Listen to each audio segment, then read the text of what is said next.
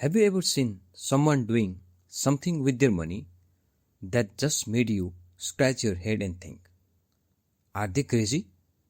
Well, we're going to dive into why those decisions happens, and I am going to make a pretty bold claim.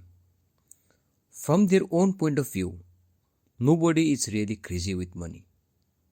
Let me show you what I mean. Okay, so picture this. There is a guy and he is just drowning in financial stress. Seriously, he won't be able to pay rent this month. His emergency fund is gone. He's totally and completely cornered. And then you see him walk into a corner store.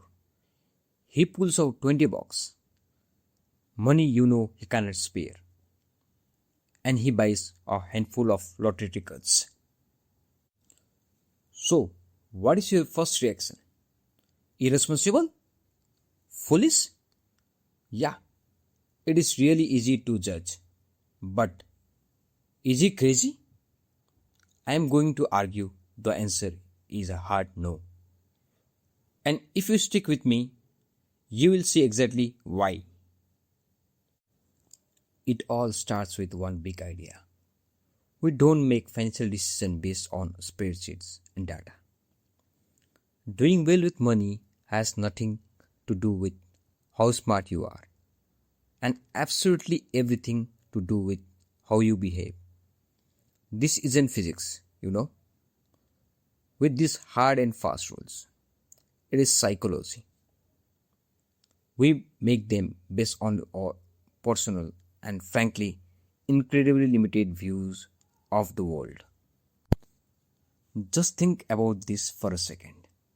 Your entire life's worth of experience with money, every boom, every burst, every paycheck you have ever earned, it makes up this microscopic, tiny fraction of everything that has ever happened in the global economy.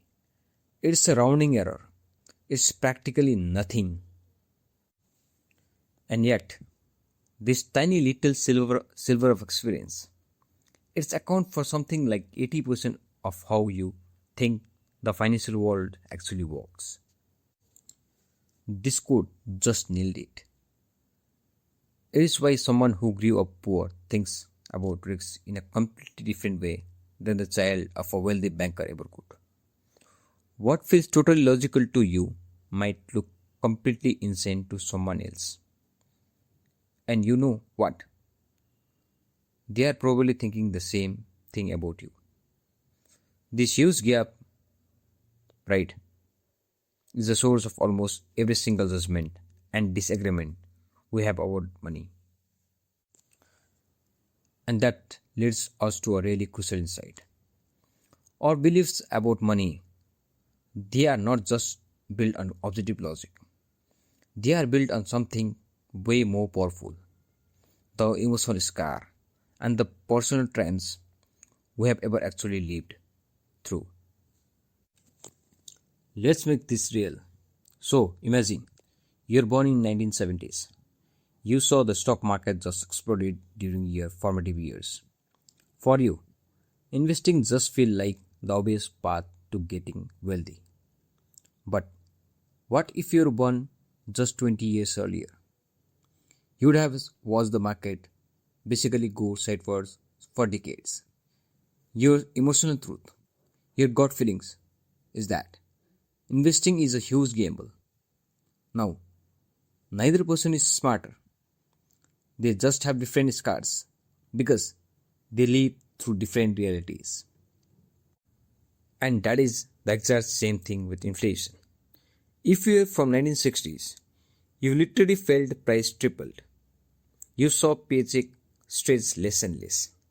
But if you are born in 1990s, inflation has been so low for most of your life, it is probably never ever been a concern.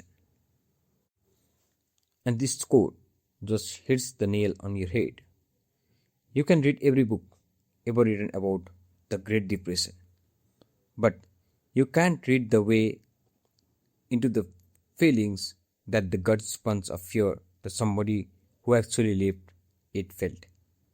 That feeling, that lived experience is what really saves our money decision, not a textbook. This is why we see such massive disagreements at the dining table. Your grandfather might be obsessed with gold and distrustful of banks or stock market because of a story he lived through.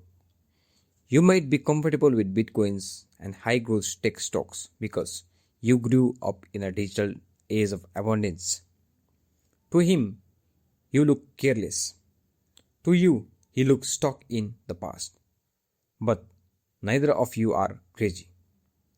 You are both just making decisions that check the boxes which your own history has created for you. And you know what? The research totally confirms this. Study shows that how much risks we are willing to take with our money is pretty much set by whatever the economy was doing when we were in our late teens and early 20s. Those early experiences, they basically set our financial triggers for life. Okay, so keeping all that in mind, let's circle back to that man in the convenience store. It's time to solve the lottery ticket paradox. Now on paper, the numbers they look really damning. The lowest income household spends on an average over $400 a year on lottery tickets. To an outsider, that is an emergency fund. It seems completely and totally irrational. But here is the reframe. For someone who feels trapped, who can't afford the vacations or the safe neighborhood that other people take for granted, that ticket isn't a financial calculation. It is the purchase of hope. It is a real, tangible way to buy a dream, even if it is just for a few days. The logic isn't mathematical, it is emotional. And there is another huge piece to this puzzle. You know, we beat ourselves up all the time for making financial mistakes. But we forgot just how new this whole game really is. I mean, just look at this timeline. As a species, we have spent 10,000 years learning how to live with dogs. But the 401k, the absolute cornerstone of modern retirement, it is younger than a lot of people watching this. The Roth IRA isn't even old enough to rent a car yet. This stuff is brand new. So the takeaway here is really simple. We should not expect to be experts. We are all just kind of winging it, using these new tools without generations of wisdoms to guide us. So of course, we panic sell. Of course, we get anxious. As a species, we are absolutely beginners at this. So, where does all this leave us? Well, it brings us to a much more useful and honestly, a more compassionate way to think about money. Think about a modern tech worker today making $150,000 a year. On paper, they might be rich, but if they live in a neighborhood where everyone else is making $400,000, they feel broke. This isn't a math problem. It is a psychological story they are telling themselves. If that person takes on a massive debt to buy a Porsche, to fit in, we might call it a bad financial move. But to that person, that debt is a tool to avoid the social pain of being the poor friend. They are making a decision that makes sense in their unique, pressurized world. When you realize that everyone is playing a different game, with different set of rules, you stop judging others, and more importantly, you stop judging yourself. And this right here is probably the most important takeaway of all. Every financial choice anyone makes, from buying Bitcoin to hiding cash under mattress, it makes perfect sense to them.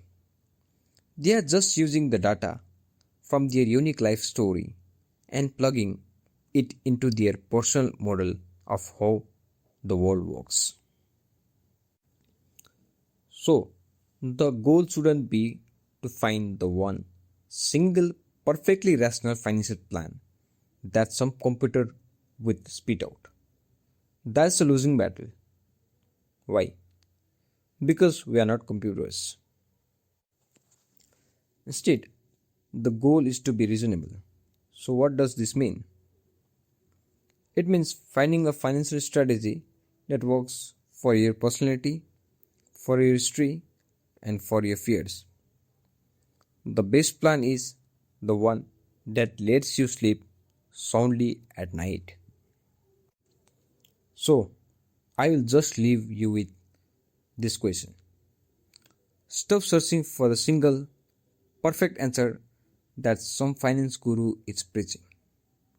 Instead, look for the answer that fits your unique story, because the goal isn't perfect answer.